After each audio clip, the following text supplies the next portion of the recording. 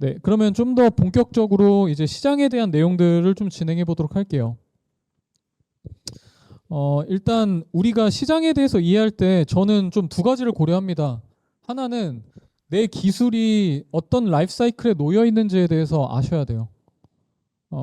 예를 들어서 엑셀, 정말 대중적으로 많이 쓰이는 스킬이고 교육 시장에서도 가장 큰 분야 중에 하나인데, 엑셀 사실 나온 지 오래됐죠.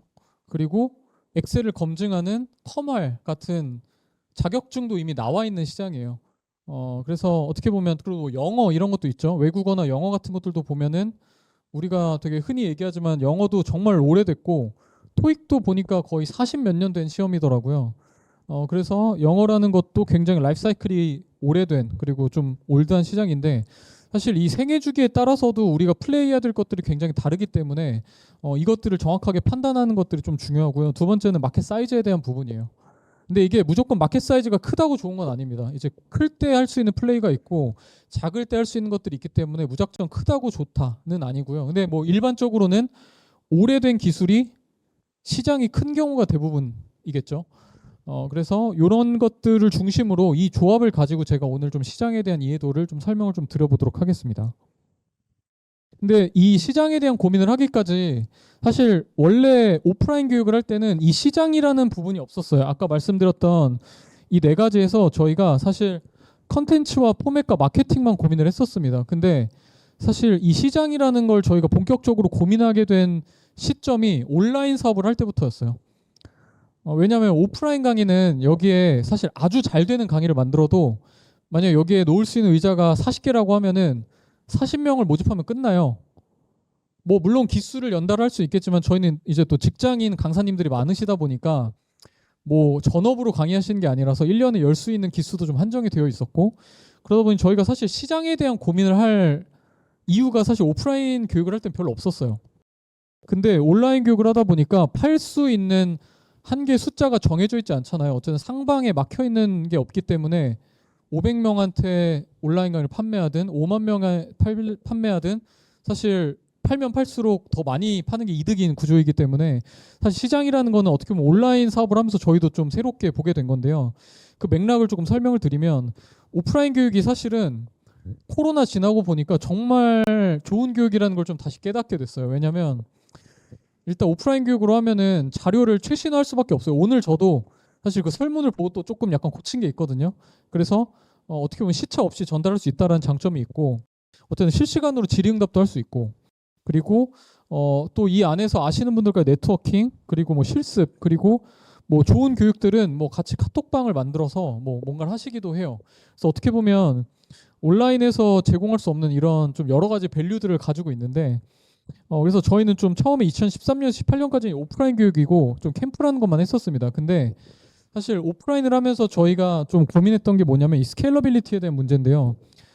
사실 오프라인 강의는 이렇게 하게 되면 뭐 운영하는 사람도 있어야 되고, 또 수강생분들 오시면은 저희가 강사님 혼자 하시라고 할 수 없잖아요. 그래서 정확하게 성장하는 만큼 직원 수가 비례해서 좀 필요하게 되고, 또 저희가 정말 강의장을 많이 갖고 있을 때는 여기에 있는 지금 강남역에 오신 미영 빌딩에 있는 강의장 포함해서 아마 여기 아시는 분도 계실 수 있는데, 저희가 신사에서 원래 출발을 해서 신사역에도 저희가 한 20개 정도 되는 강의장을 운영을 하고 있었어요. 근데 결국 이게 오프라인 교육은 확장되면 확장될수록 부동산 계약을 계속 해야 돼요. 근데 부동산 계약이 어려운 게, 첫 번째 보증금을 내야 되고요. 그다음 두 번째는 공사를 해야 돼요. 그리고 세 번째는 교육장 학원을 원래 만들려면 규제가 상당히 많아요. 예를 들자면 여기도 소방에 대한 부분들도 기준을 맞춰야 되고, 또 장애인 시설에 대한 것들도 셋업을 해야 되다 보니까 뭐 예를 들자면 비상구도 몇 개 이상 있어야 되고, 예를 들어서 뭐 이 엘리베이터 옆에 엘리베이터에 이 버튼 누르는 게 사실 이쪽 두 개가 있잖아요. 근데 작은 건물은 이 옆쪽 버튼이 없기도 한데 엘리베이터가 그렇게 되어 있으면 또 강의장 임대를 못 해요. 그래서 고를 수 있는 강의장이 되게 적고, 그러다 보니 부동산을 가뜩이나 구하는 것도 어려운데 공사 비용도 일반 사무실보다 훨씬 더 많은 공사비를 투자해야 되고 보증금도 내야 되다 보니까 이 부동산에 대한 부담, 그리고 오프라인 강의 경험이 또 계속 강사님의 컨디션에 따라 기복이 생기고, 그 다음에 주로 직장인을 대상으로 하다 보니까 저희의 강의의 한 40, 50% 이상이 주말에 진행이 됐었어요. 그러면 어쩔 수 없이 뭐 저희 직원분들도 주말에 출근하고 뭐 물론 주중엔 쉬었습니다만 이제 그런 패턴 자체가 사실 좋지는 않았죠. 그래서 이런 고민에서 사실 제가 같이 하는 그 박지웅 의장님이랑 이경민 대표님한테 우리도 좀 자면서 돈이 벌리는 비즈니스를 하면 안 되냐. 뭐 오프라인 강의 좀 모래성 쌓는 것 같다. 계속 매번 새롭게 모집하고 기수를 계속 늘려야 되고 뭔가 이렇게만 하면 안 될 것 같다라는 생각들을 했었고 사실 처음에 아까 말씀드린 2018년 제가 정확히 6월 25일에 첫 저희 온라인 강의를 오픈을 했었는데 처음 저희가 이게 실제로 제가 만들었던 시트를 좀 요약해서 붙인 건데 6월 25일에서 7월 1일까지 저희가 한 5일 정도 만에 거의 1억 정도의 결제액을 만들었었고 근데 이게 뭐 대단하지 않다라고 생각하실 수도 있긴 한데 당시에 패스트 캠퍼스 오프라인으로 했던 전체 결제액이 한 8억에서 9억 정도밖에 안 됐는데 단 4개 강의만 런칭해서 5일 만에 1억을 벌었었고 실제로도 온라인 강의 런칭한 지 6개월 만에 온라인이랑 오프라인 비즈니스 규모가 거의 반반이 됐었어요. 그러다 보니 저희로서는 사실 온라인 교육을 시작했던 게 꽤 큰 회사로서의 좀 모멘텀이 있었고요. 그래서 첫 1개월 만에 한 3.5억 정도의 매출이 났던 걸로 기억하고 있습니다. 그래서 이런 숫자들을 보면서 이게 생각보다 괜찮구나, 온라인을 더 해야 되겠구나라는 생각들을 좀 하게 됐고요.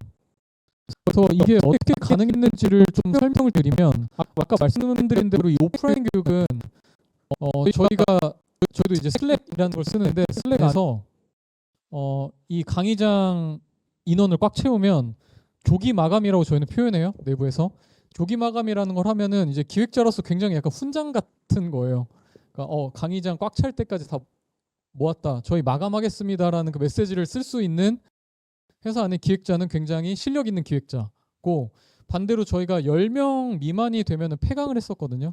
그래서 이제 폐강을 하게 되면은 폐강했습니다라는 것도 보통 저희 전체 공지사항에 띄워야 되는 상황들이 됐었는데 좀 좌절스러웠죠. 근데 그러다 보니 저희도 이 사이에서 좀 뭔가 이 조기 마감을 계속하는 주제들 그리고 계속 폐강이 되는 주제들이 뭔지가 계속 반복해서 누적이 됐을 거잖아요. 그래서 이런 사이에서 저희도 어떻게 보면 뭐가 되고 당시에 저희가 오프라인 교육의 경우는 평균적인 객단가가 한 125만 원 정도 됐었거든요. 보통 저희가 한 8주 정도의 과정들을 했었고, 그래서 그 정도의 과정에서 사람들이 125만 원 정도까지 내는 주제가 이런 것들이 있구나를 좀 학습을 할 수 있었고, 그래서 어떻게 보면은 또 이게 강의의 세계가 좀 냉정한 게 교육이라는 걸 오픈하고 나서 첫 한 7일에서 8일이면은 판가름이 나요. 즉 저희도 만약에 30명의 인원을 모은다고 하면은 첫 7일 안에 한 40% 정도 인원이 모이면 보통 그게 마감이 되는 페이스로 갈 수 있고, 그 정도가 모이지 않으면 보통은 그 정도를 모으지 못해요. 그래서 어떻게 보면 7일차의 성적표가 거의 저희가 보통 일반적으로 오프라인 교육의 경우는 한 5주, 4주, 5주 정도를 모집을 했었는데 첫 일주일만 봐도 나머지 4, 5주에 대한 예측이 가능했었어요. 많이 하다 보니까. 그래서 어떻게 보면 첫 7일 만에 소위 이게 폐강 각인지 조기 마감 각인지가 보였던 거죠. 그래서 어떻게 보면 이런 것들을 많이 하다 보니까 125만 원도 내는 주제들을 우리가 발굴했었는데 온라인 교육은 대부분이 한 5만 원 정도에서 한 15만 원 정도 안에서 형성이 되어 있어 거의 10분의 1의 단가였기 때문에 이거는 충분히 우리가 온라인 교육은 더 잘할 수 있을 것 같다라는 생각들을 좀 어떻게 보면 좀 당시에 되게 쉽게 했었죠. 근데 지금 돌이켜 보면 굉장히 주제넘는 생각이었고 오프라인과 또 온라인은 굉장히 많이 달랐었어요. 이런 과정들을 패스트 캠퍼스가 거쳐오다 보니까 마켓에 대한 자신감들이 좀 있었고, 그래서 결국은 이런 아까 조기 마감과 폐강이라는 되게 심플한 기준으로 이 컨텐츠의 성공과 실패에 대한 기준들을 좀 판단을 했었고, 지금도 저희 내부에 온라인 교육의 성공의 지표가 한 가지 있어요.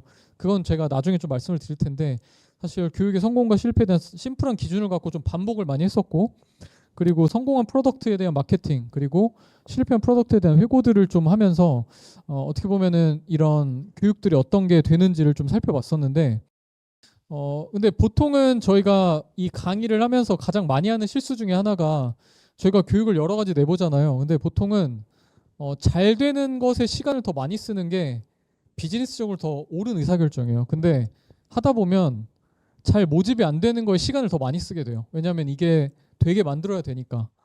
근데 어떻게 보면은 그게 너무 사람으로서 당연한 선택이기는 한데 실제 저도 많이 비즈니스를 하면서 느낀 거는 되는 걸 더 잘하게 하는 게 훨씬 더 중요하다.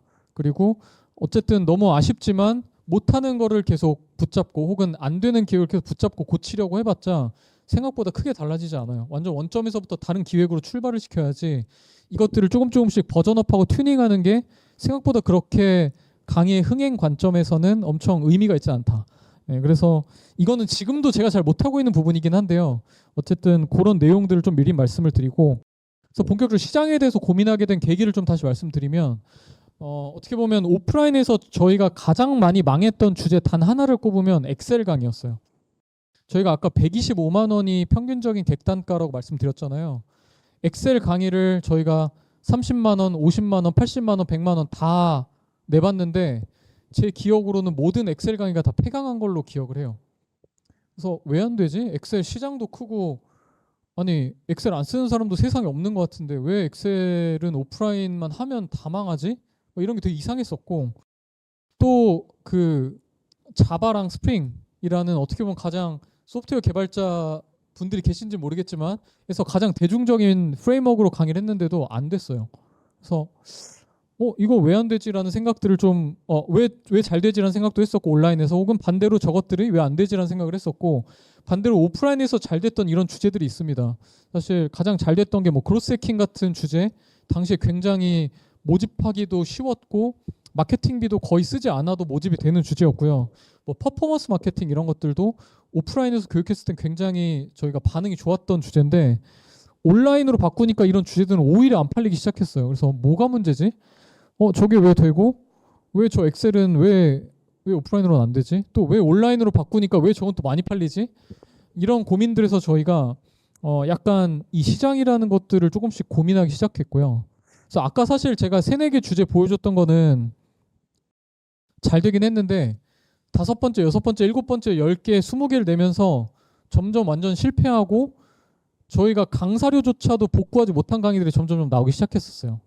그래서 약간 이게 오프라인이랑 온라인이랑 다르구나.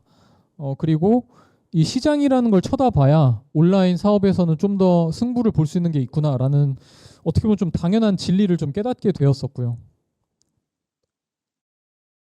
그래서 이 수십 개를 런칭하고 판매 추이를 그려보면서 좀 알게 된 2가지가 있는데 아까 말씀드린 그 2가지로 다시 좀 돌아오게 되는 것 같아요. 이 기술이 위치한 라이프 사이클에 따라서 반응하는 포맷이 다르구나. 그리고 이 고유한 시장의 규모가 존재해서 이 시장 규모마다 다른 플레이를 해야 되는구나를 알게 됐고, 어떻게 보면은 뭐 흔히들 뭐 가트너의 하이프 사이클 이런 거 혹시 보신 분 계신가요? 네, 뭐 많이 계실 것 같은데 이런 측면으로 간단하게 보자면 이게 되게 최신의 주제들, 뭐 여기서 보면은 뭐 무슨 뭐 양자 컴퓨터, 뭐 AI, 뭐 이런 것들 굉장히 새로운 영역에 놓여 있는 것들이 여기에 있는 시장이라고 한다면 이미 어느 정도의 뭐 여기에 through of delusionment라고 되어 있는 어떻게 보면 되게 어떤 그 버블이 꺼지는 시장을 걸쳐서 어떻게 보면 약간 블록체인 같은 것도 등락이 좀 있었고 AI도 이런 것들을 거쳤던 것처럼 이런 시장으로 접어드는 것들에서 또 해야 되는 플레이가 많은데, 어쨌든 이따가 좀 더 자세하게 설명드리겠지만 이렇게 마켓이 작고 새로운 것들은 가격이 사람들이 높이 지불할 용의가 있고, 그 다음에 실시간이나 최신성을 굉장히 중요하게 생각하는구나. 왜냐하면 여기 놓인 것들은 빨리 바뀌니까.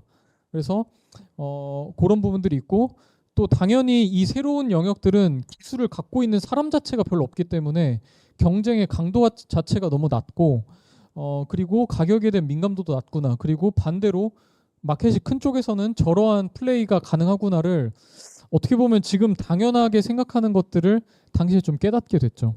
그래서 마켓의 사이즈별로 좀 다른 접근을 해보자라는 걸로 좀 처음에 시작을 했었고, 그래서 이것들을 저희가 프레임워크화해서 조금씩 고민을 좀 해보기 시작했어요.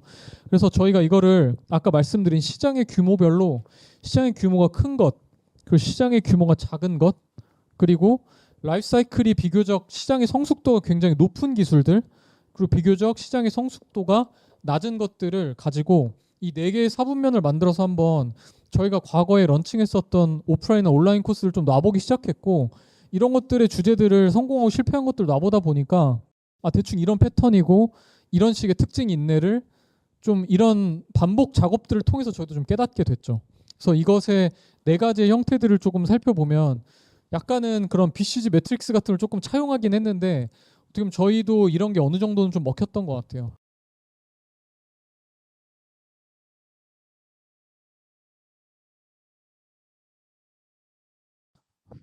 페이지 피시면 제가 처음에 라이징 스타 마켓이라고 써놨는데 사실 이 마켓은 앞뒤가 안 맞는 마켓이긴 합니다. 그 말인즉슨 사실 기술이 새로 성숙도가 낮다는 건 새로운 기술이란 뜻이고 새로운 기술인데 시장이 커. 이건 사실 말이 안 되는 거긴 하거든요.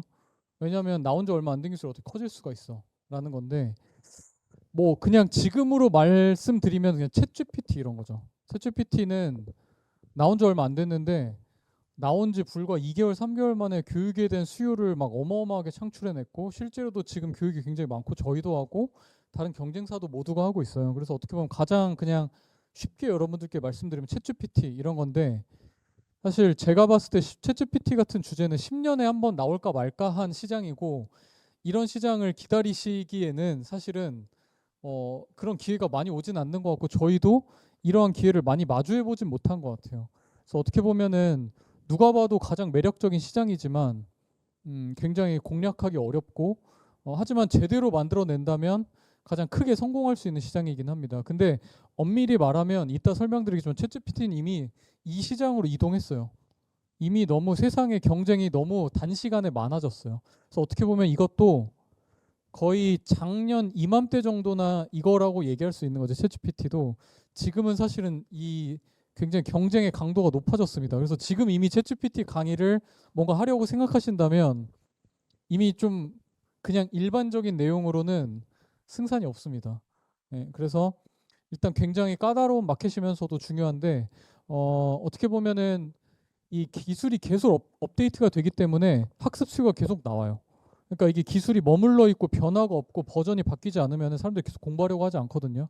뭐 예를 들자면 2013년, 14년에 페이스북이 어, 페이스북에 광고 관리자를 처음 만들고 그 다음에 원래 인스타그램도 처음에는 광고가 안 됐었어요. 그냥 오가닉하게 계정을 만들어서 운영만 됐었는데 제 기억으로는 해외에서는 2015년, 국내에서 2016년인가부터 인스타그램 광고가 가능했던 걸로 기억을 하는데 광고 뒷단에 있는 광고 관리자나 뭐 픽셀을 활용한 추적 방법들도 거의 한 2달, 3달마다 계속 업데이트를 했어요. 그렇기 때문에 그 강의를 한다라고 하면은 계속해서 내가 내용을 업데이트해야 되고 내가 최신화를 했다라는 이유만으로도 사람들이 내 걸 사주고 이런 이유들이 있는 시장이어서 어떻게 보면은 기술이 계속 업데이트되는 특징이 있고 그 다음에 비교적 초반에 경쟁 강도가 낮은 대신 최신화를 요구하고 그 다음에 뭐 가격 탄력성이 좀 낮습니다. 왜냐하면 대체제가 없기 때문이죠. 다른 가격대를 찾고 싶어도 없고 챗GPT도 지금은 이제 챗GPT 책들이 2023년 말 정도부터 책이 나오기 시작했는데 사실은 저도 작년 초에 책을 바로 내신 분들인데 그분들 어떻게 냈는지 저도 잘 모르겠는데 어쨌든 대체할 교육이 없기 때문에 가격을 비싸게 불러도 고객들 입장에서 정말 필요하다면 살 수밖에 없죠. 근데 어떻게 보면 이게 제가 말씀드린 디지털 마케팅, 데이터 사이언스, 뭐 프론트엔드, 생성형 AI 이런 모멘텀들이 있었던 것 같아요. 그래서 저희도 사실 가장 크게 비즈니스의 규모를 키웠던 게 이 분야들이기도 합니다. 패스트 캠퍼스가. 어, 그래서 뭐 사실 디지털 마케팅 아까 말씀드린 이유에서 있었고 그리고 2016년에 알파고가 한번 쫙 휩쓸고 나서 데이터 사이언스나 딥러닝 쪽 공부하시는 분들이 진짜 기하급수로 늘어났어요. 근데 당시에 이걸 가르칠 수 있는 분들은 많이 없었다 보니까 당시에 이런 교육들이 굉장히 큰 시장을 좀 형성했었고요. 그리고 지금은 이제 프론트엔드 기술이 많이 조금 평준화가 되긴 했는데 당시에는 이제 자바스크립트라는 언어를 기반으로 해서 뭐 지금 이제 리액트 JS라는 기술이 가장 대중적인데 당시에 뭐 뷰.js, 뭐 앵귤러 JS, 뭐 백본 JS 이런 JS가 자바스크립트의 줄임말인데 이런 자바스크립트를 기반으로 하는 프레임워크 한 7, 8개가 계속 뭔가 패권을 경쟁하던 시기들이 있었고 당시에 되게 경쟁적으로 프레임워크들이 업데이트가 됐기 때문에 당시 이 프론트엔드 교육 시장들도 굉장히 크게 형성되었지만 지금은 이제 리액트라는 교육으로 거의 시장이 평정된 상태라 사실 더 이상 사람들이 새로운 걸 공부해야 될 이유들이 조금 많이 사라진 상황이고요. 당연히 2024년에 지금 현재 뭐냐라고 물어보면은 무조건 생성형 AI라고 답변 드릴 수밖에 없고 아마 여러분들도 다 아실 것 같아요. 근데 생성형 AI는 제가 봤을 때 저도 제가 아까 10년 정도 했다 말씀드렸는데 지금 정도에 이렇게 폭발적으로 갑자기 교육 수요가 생기는 시장은 정말 드물었던 것 같아요. 그래서 뭔가 한다면 저도 최근에도 그냥 일반적인 PPT 교육을 하시거나 엑셀 교육 하시는 분들한테도 제가 강사님들께 찾아가서 생성형 AI를 하셔야 돼요라고 얘기해요. 왜냐하면 이게 순수 생성형 AI 강의 사람들이 이제 별로 원하지 않아요. 뭐 HR을 하시는 분이 생성형 AI를 어떻게 하는지, PPT를 정말 잘 쓰시는 분들이 어떻게 하는지, 혹은 사진을 정말 잘 찍으시는 분이 그 정말 잘 찍은 사진을 기반으로 생성형 AI 같은 것들을 활용해서 사진을 어떻게 바꿀 수 있는지 이런 부분들이 수요가 있기 때문에 어떻게 보면 지금이 내 본업에 생성형 AI를 얹어서 기획할 수 있는 가장 좋은 타이밍이라고 보셔야 됩니다. 그래서 저도 강사님들께 계속 그런 요청들을 매번 드려요. 이거 지금 힘드셔도 공부하시고 교육 내시면 아마 최소 6개월에서 1년 정도는 시장의 반응이 어마어마할 거다. 그리고 실제로도 그렇게 같이 해서 조금 잘 됐던 케이스들을 많이 만들었었고요. 근데 모두가 알지만 어려운 이유는 첫 번째는 사실 그 챗GPT가 뜬 그 순간에 내가 그걸 강의할 정도의 레벨이 되기가 쉽지가 않아요. 나도 지금 시행착오를 겪고 있는 중인데 내가 남한테 가르칠 깜냥이 안 되는데 뭐 물론 요즘은 유튜브나 이런 게 워낙 발달해서 가르친다라고 하시는 분들 많긴 한데 실제로 그런 분들도 저희는 워낙 미팅을 많이 하니까 찾아가서 미팅을 해보면 누군가를 가르칠 정도의 수준 안 되시는 경우들이 대부분이에요.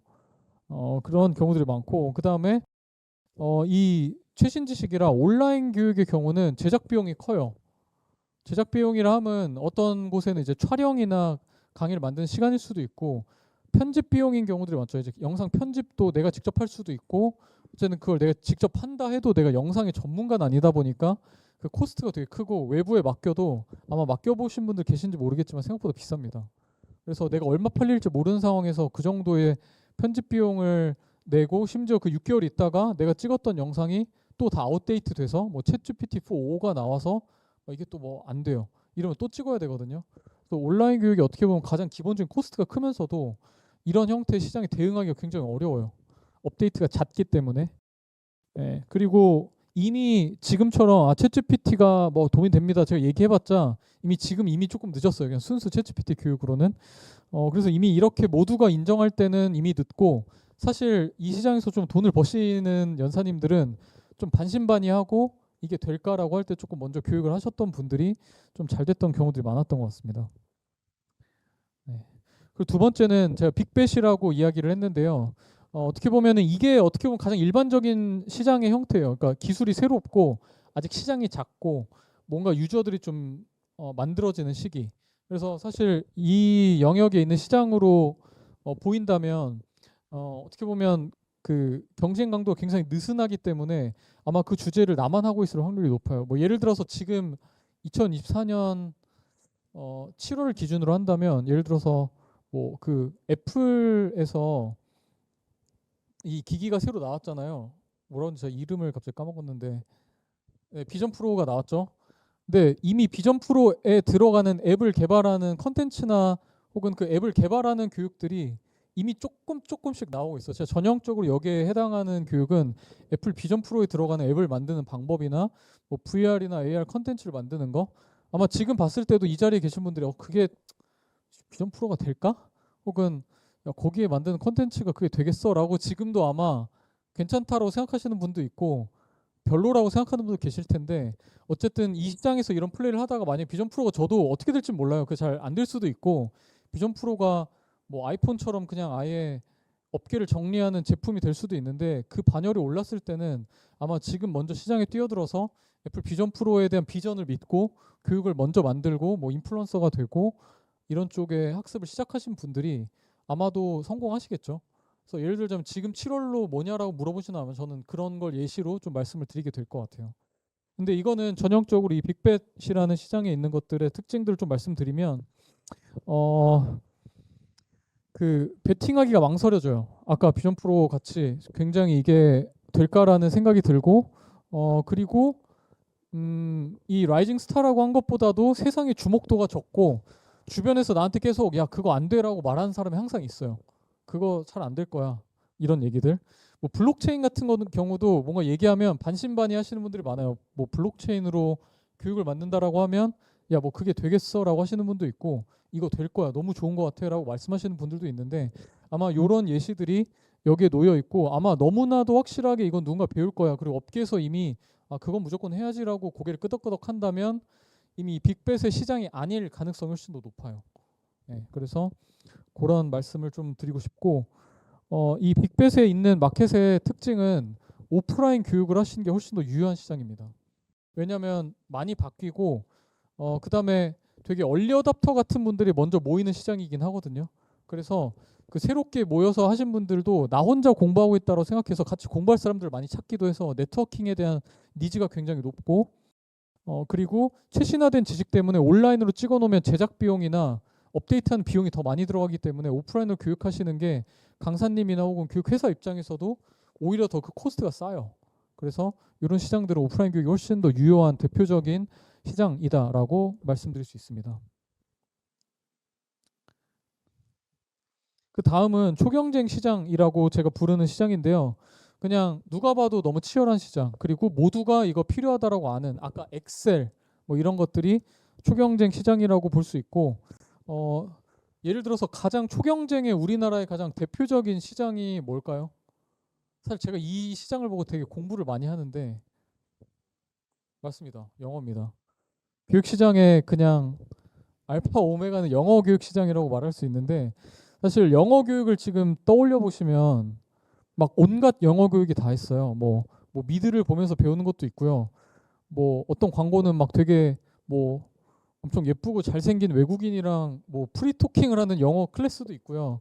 혹은 뭐 1대1로 하는 영어도 있고 그룹으로도 있고 뭐 외국에 나가서 비행기 값까지 내고 나가는 그런 영어 교육도 당연히 있고요. 뭐 전화 영어도 있고 온갖 폼의 온갖 컨텐츠가 다 있는데 어떻게 보면 이 초경쟁 시장에서 이기기 위한 무언가 하나를 공부해야 된다면 저는 그냥 영어 시장을 좀 보셔야 된다라고 좀 말씀을 드릴 수 있을 것 같아요. 온갖 모든 플레이어가 다 시도를 하고 있고 저희가 추산했을 때 영어 교육이 되게 보수적으로 B2C만 잡았을 때는 한 6천억에서 7천억 정도. 그리고 좀 더 B2B나 다른 여타 시장까지 하면 1조가 넘어가거든요. 영어 교육 시장만. 그래서 어떻게 보면은 이 직무 스킬이라고 하는 시장이 저희가 추산하기로 한 1.5조 정도 되는데 1.5조, 2조 정도 되는데 사실 영어 교육이 거의 그거의 반 정도 되는 등치를 가지고 있습니다. 그래서 어떻게 보면 가장 발달했고 가장 경쟁이 심하고 심지어 유튜브에도 영어를 가르치시는 분들 너무나 많고 하기 때문에 근데 그렇게 많지만 시장이 크기 때문에 또 계속 새로운 분이 돈을 버실 수 있는 기회가 만들어지는 시장이기도 해요. 그래서 절대 나쁜 시장이라고 보기 어렵고 뭔가 내가 고민이 된다면 이 시장에서 영어를 봐야 된다라는 말씀을 좀 드리고 싶고요. 그래서 이 시장은 그 대신 가격의 민감도가 굉장히 높습니다. 엑셀도 사실 15,000원, 2만 원 혹은 그냥 이런 초경쟁 시장은 유튜브에도 그냥 무료로 이 튜토리얼을 제공하는 크리에이터들도 너무나 많아요. 아마 프리미어로 하는 편집, 뭐 PPT, 포토샵, 뭐 챗GPT, 엑셀 기초 이런 것들은 여러분들이 찾아보시면 생각보다 유료 강의 수준의 퀄리티를 갖고 있는 유튜브 채널을 운영하고 계신 크리에이터분들이 굉장히 많아요. 그래서 어떻게 보면 이 시장은 그냥 교육의 내용 자체를 가르친다 혹은 뭔가 가격을 싸게 만든다로도 승부가 굉장히 어려운 시장이라고 보셔야 됩니다. 그래서 가격의 탄력성이 굉장히 높아요. 그래서 아까 이 시장을 보고 나면 왜 엑셀이 50만 원, 80만 원을 받고 팔기 어려운지에 대한 설명이 좀 되는 것 같고요. 그래서 이 초경쟁 시장에서 무조건 이기기 위해서는 시장 조사, 아까 말씀드린 시장에 대한 이해도를 갖지 못하면 이 시장에서 절대 이길 수 없습니다. 그래서 사실 시장 조사를 시작하게 된 이유도 어떻게 보면 이 시장에서 왜 안 되지? 엑셀 뭐 이런 되게 일반적으로 많이들 쓰고 누가 봐도 교육이 있을 수밖에 없고 뭔가 시장은 큰 것 같은데 내 강의만 안 팔리는 그런 시장일 때 이 시장에 대한 고민을 좀 하게 됐고요. 그래서 어떻게 보면은 이따 나올 시장 조사에 대한 대부분도 어떻게 보면 초경쟁 시장에서의 플레이를 위해서 어떻게 포지셔닝 하느냐에 더 가깝다라고 이해를 좀 해주시면 될 것 같습니다. 그 대신 이 시장에서 유리한 점은 뭐냐면 사실 아까 말씀드린 이 빅벳 같은 시장은 크리에이터 같은 걸로도 성공하기 어려워요. 왜냐면 워낙 아직 되게 초기라고 생각해서 물론 뭐 아닌 것도 있긴 하지만 초기라고 생각해서 막 수십만 명이 팔로우하거나 모두가 막 궁금해하진 않을 수도 있어요. 이 기술에 대해서. 애플 비전 프로로 내가 블로그를 쓰면은 팔로워가 얼마나 나올까? 혹은 애플 비전 프로로 내가 인스타그램 계정을 만들거나 유튜브를 시작한다면 얼마나 눌러줄까라고 생각을 하면은 생각보다 그 모수는 크지 않을 수 있어요. 그래서 이 시장에서 크리에이터로서 플레이하기는 물론 선점할 수 있는 효과는 있겠지만 그걸로써 내가 크리에이터로 뭔가 교육이나 수익화를 따로 하지 않고 순수 크리에이터로서 돈을 벌겠다라고 하면은 굉장히 어렵습니다.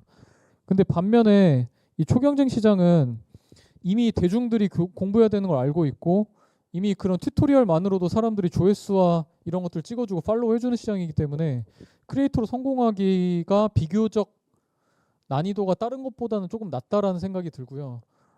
그리고 그 크리에이터라는 인플루언시를 가지고 이 시장에서 플레이하기에도 좀 유리하다라고 봐야 됩니다.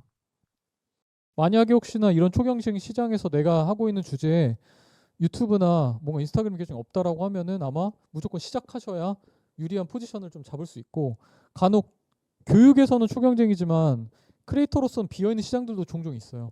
그런 경우에는 뭔가 크리에이터로서 도전해 보셨으면 좋겠다라는 말씀을 좀 드리고요. 그 다음 마지막으로는 사실 제가 저희 이렇게 부르면 조금 그렇긴 한데 클래식이라고도 저는 골동품이라고도 얘기하는데 골동품도 보면은 이제 막 여러 가지 뒤져서 나오는 간혹 가다 굉장히 괜찮은 것들이 발굴되기도 하잖아요. 그래서 이 시장은 어떻게 보면 되게 시장 성숙도 높다는 거는 이 기술이 출현한 지 되게 긴 시간이 흘렀다는 뜻인데 교육의 시장이 작다는 뜻은 뭔가 유료화하기 어렵거나 사람들이 그 정도로 돈 낼 정도의 시장이 아니거나 한 그런 시장이라는 뜻이고 어떻게 보면은 내 돈 주고 배울 이유가 없다라고 생각하는 시장일 수도 있어요. 그래서 여기에 해당하는 이유들은 굉장히 여러 가지가 나오는데 저희도 이런 시장이 작다고 해서 시도하지 않았던 시장들 중에 간혹 굉장히 잘 된 교육들을 만들기도 했었기 때문에 무조건 뭔가 안 된다라고 보기는 되게 어렵고요. 그리고 이 영역에서는 돈 내는 고객이 없는 이유에서 먼저 출발하셔야 돼요. 예를 들어 대표적으로 저희가 이렇게 보는 시장이 세일즈입니다. 사실 세일즈는 웬만한 회사에 가면 영업이나 세일즈 포지션 다 있거든요. 그래서 종사자 수도 굉장히 많고요. 그리고 세일즈를 잘하고 싶다라고 말하시는 분들도 많아요. 근데 책도 별로 없고요. 그러니까 책은 있는데 잘 팔리는 책도 없고 강의 중에도 세일즈로 많이 팔리는 강의도 별로 없어요. 그래서 생각해 보면 이 세일즈 그래서 저희도 너무 이게 안 돼서 저희도 몇 개 실제로 기획한 적 있거든요. 그래서 이런 분들의 인터뷰를 좀 들어보니 웬만큼 세일즈 포지션이 큰 회사들에서 금융사 같은데 보험회사 이런 데 세일즈 되게 많잖아요. 그런데 가보면 그 보험사의 경우는 자체 교육을 굉장히 오랫동안 길게 합니다. 세일즈 교육만 자체적으로 적게는 2개월에서 막 1년씩도 교육을 시키더라고요. 즉 이분들 입장에서 세일즈 교육은 이미 내가 1년 동안 되게 진절머리나게 했던 교육이기 때문에 그리고 사내에서만 빌드할 수 있는 영업의 전략들도 다 알려주기 때문에 내가 굳이 외부에서 돈 내고 들 이유가 없는 거죠. 그리고 뭐 CS 센터 같은 것도 굉장히 크게 갖고 있는 커머스 회사들도 있는데 CS도 종사자 수 굉장히 많아요. 근데 이 CS를 돈 내고 듣는 분들이 없는 이유도 CS 쪽도 교육을 굉장히 많이 합니다. 뭐 제품이나 이런 거에 대한 교육도 많이 하고요. 세일즈 자체에 대한 것도 하고 응대나 이런 거 관련해서도 CS 쪽 교육하시는 전업 강사님들도 굉장히 많아요. 시장에. 대부분이 기업 주도로 교육을 하는 거죠. 그러다 보니 시장이 없습니다. 그래서 어떻게 보면 무조건 종사자 수가 크다. 이거 일하는 사람 많다라고 해서 무조건 교육을 만든다고 해서 잘 되진 않기 때문에 시장을 보면서 왜 종사자 수 많은데 왜 없지? 라는 것들을 계속 뒤져보고 나서 이러한 단점들을 다 알고도 이런 포지션 되겠다라고 싶은 것들을 내야 되는데 이런 것들을 제대로 알아보지 않고 평범하게 내서는 안 되는 거죠. 네. 그렇습니다. 그리고 네. 그래서 조금 더 요 시장을 다시 유리한 교육 포맷별로 좀 정리를 해보자면 이 좌측에 있는 시장 성숙도가 높은 곳들은 어쨌든 오래됐고 사람들이 누구나 이 기술은 유효하다라는 의심 자체가 없는 시장이기 때문에 아까 말씀드린 크리에이터 퍼스트 시장이라고도 볼 수 있습니다. 이 좌측에 있는 것들은. 그래서 공감을 해주는 유도 많고 제대로 된 팬덤을 구축한다면 되게 큰 성공을 할 수 있고요. 그리고 이런 평범한 주제로는 안 될 거예요. 아마 PPT나 엑셀도 그냥 PPT로 하면 안 될 거고, 뭐 엑셀도 만약에 한다면 내가 금융권에서 종사했던 경험을 바탕으로 그냥 파이낸셜 모델링 같은 주제를 내야 되는 거죠. 뭐 재무제표와 엑셀을 같이 가르쳐주는, 혹은 뭐 내가 이커머스 회사에서 오래 종사하거나 아니면 내가 MD로서 오래 일을 해서 뭐 제품이나 아니면 뭐 이커머스라는 산업을 물고 들어와서 엑셀을 가르쳐준다든지, 그런 식의 몇 가지의 산업, 타겟, 프로젝트, 혹은 국가와 같은 것들을 물고 들어오지 않으면은 그냥 일반적인 엑셀 전체를 내가 대변하는 크리에이터가 되겠다라고 하면은 성공하기 굉장히 어려운 시장일 수도 있습니다. 하지만 잘 한두 가지의 내 실제 현업에서의 강점을 잘 조합한다면 충분히 가능하죠. 그리고 두 번째, 이 가운데 있는 것들이 어쨌든 어느 정도 시장의 성숙도도 어느 정도 됐으면서 시장 규모도 있기 때문에 이런 시장들이 결국은 온라인 강의로 만들기 가장 유리한 시장이고요. 왜냐하면 업데이트의 속도가 그 정도로 빠르진 않게 돼요. 그래서 이런 건 어느 정도는 우리가 온라인으로 제작해도 최소 2년에서 3년 정도는 내가 서비스를 제공하기에 큰 무리가 없다. 그런 시장인 것 같고요. 그리고 어느 정도 지식의 변화가 정체기에 들어서 내가 어떤 로드맵을 하거나 이론을 정립할 수가 있어요. 근데 너무 빨리 변하는 시장은 내가 어떤 내용을 정립하기가 굉장히 어렵습니다.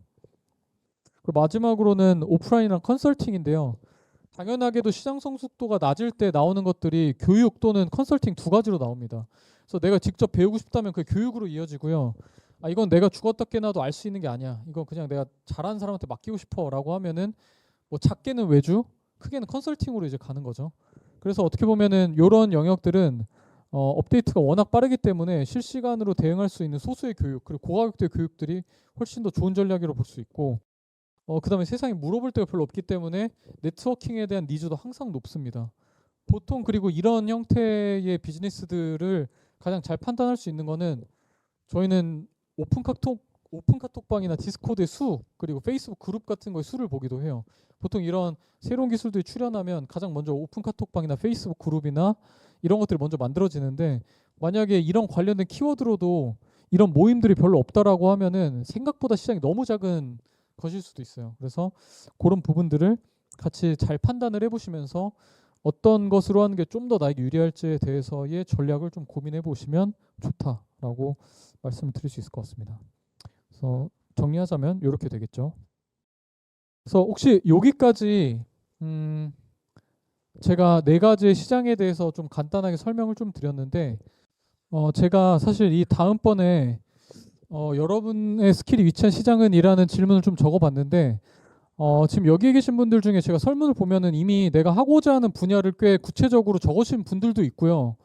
혹은 적어주시지 않은 분들도 좀 계신데, 아마 이걸 보면서 다들 이 네 개 중에 내가 만들려고 하는 게 어디쯤 와 있는 것 같다라고 다들 좀 그림을 그려보셨을 것 같은데, 한번 물론 뒤에 제가 강의로 말씀드릴 내용이 더 남아있긴 합니다만, 지금까지 제가 말씀드린 걸 기반으로 해서 한번 한 10분 정도 한번 혼자 거기다 한번 적어 보시고, 아까 제가 앞에 자료에도 이미 나와 있긴 하지만 대략 이 내용들을 좀 조합해 봤을 때, 이런 뭔가 크리에이터로서의 먼저 포지션을 하는 게 더 중요할 것 같아라고 시작점을 적으실 수도 있고, 아니면은 그냥 온라인 강의를 바로 뭔가 만들어 볼까, 아니면 이런 거 오프라인으로 해야 될 것 같아.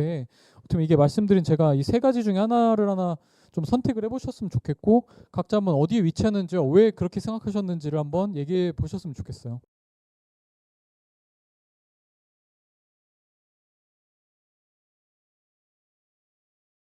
시장 리서치 부분 마저 좀 진행하겠습니다.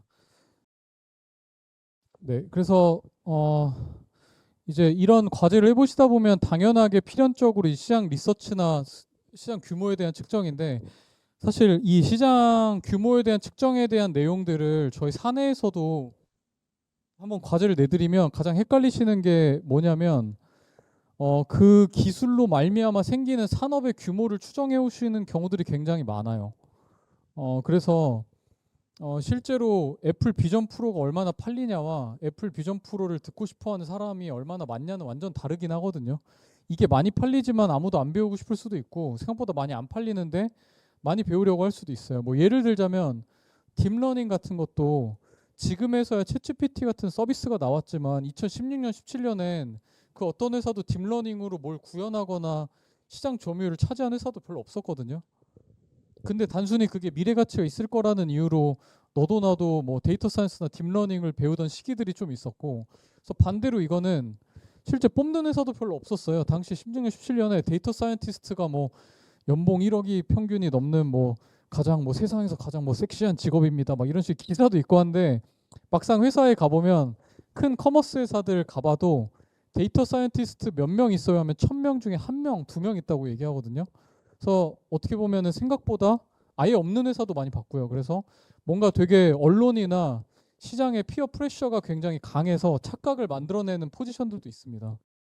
그래서 이 시장의 규모는 어디까지나 학습을 하고자 하는 시장의 규모를 추정해야 된다는 것 먼저 좀 말씀을 드리고요. 10가지 질문을 통해서 시장에 대한 리서치 내용을 좀 정리할 텐데, 이 절반 정도는 데스크 리서치예요. 그래서 그냥 책상에서 숫자 찾고 뭐 검색량 찾고 어느 정도 종사자 수 뒤지고 이런 데스크 리서치가 있는데, 사실 여기서만 끝나면 생각보다 많은 정보를 얻기가 어렵습니다.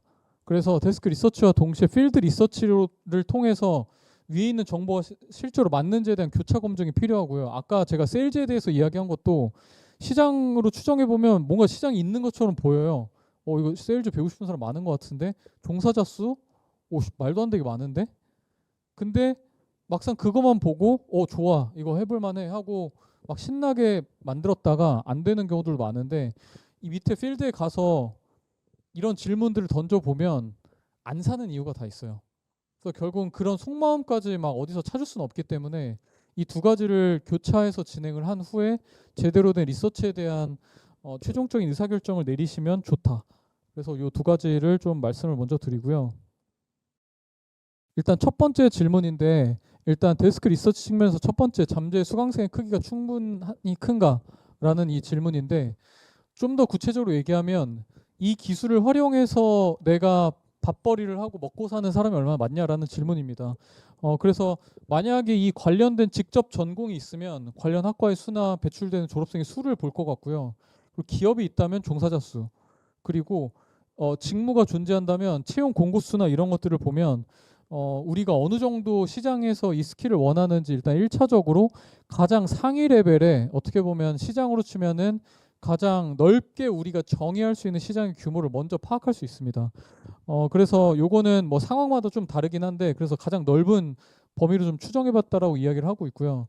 근데 이 숫자는 사실 아주 정확하게 찾아내기는 어려워요. 그리고 뭐 어떤 리포트 같은데 나오는 거 봐봤자 생각보다 그 숫자가 그대로 맞아떨어졌던 적은 생각보다 많이 없었던 것 같은데, 그냥 대충 이게 10,000명인지 50만 명인지 정도의 감은 잡을 수 있거든요. 그냥 그 정도의 감을 잡는다고 생각하셔야지, 뭐 이게 23만 7천 명인지 뭐 36만 5천 명인지에 대해서 막 엄밀하게 이 숫자를 따지려고 시간을 너무 많이 쓰실 필요는 없고, 그냥 어느 정도인지만 그냥 판단하시면 됩니다. 근데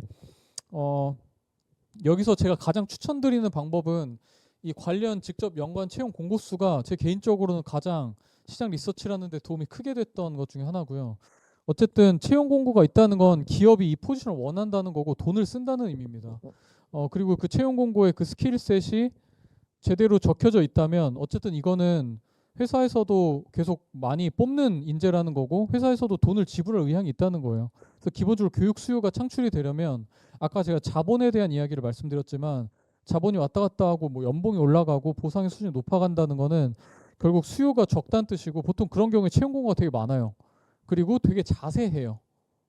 그래서 되게 기업 입장에서 뽑기 쉬운 포지션은 잡 디스크립션도 되게 대충 써요. 그냥 뭐 사무직 땡땡명, 뭐 잡 디스크립션 한 3줄밖에 안 써 있고, 왜냐면 그렇게 해도 그 포지션이 뭔지 알고, 뭐 회계, 총무 이런 것들 생각보다 막 그렇게 회계 총무가 디테일하게 뭘 하는지 잘 안 써요. 근데 반대로 막 뭐 데브옵스 엔지니어, 뭐 아니면 프론트엔드에서도 무슨 ABC를 쓰는 사람, 뭐 블록체인 개발자 이런 거 보시면 생각보다 공고가 엄청 자세하고, 요구하는 기술의 수준들도 되게 자세하게 써 있습니다. 그래서 공고의 수도 여러분이 보셔야 되고 잡 디스크립션의 뎁스가 얼마나 자세하게 써 있고 대충 써 있냐를 보면서도 대충 시장에서 얼마나 이 잡이 뽑기가 어렵고 이 기술에 대한 수요와 공급의 갭이 얼마나 존재하냐 이런 부분들 좀 추정할 수 있기 때문에 3번을 가장 많이 좀 참고해 보시는 게 좋다라고 볼 수 있고요.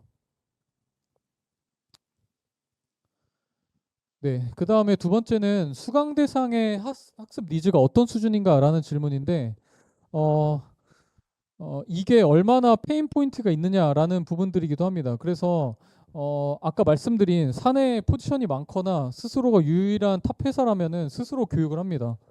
예를 들어서 어, 그런 뭐 네이버나 카카오 이런 데 가면 사실 국내에서 가장 개발 잘하시는 분들이 거기 다 모여 계실 거 아니에요.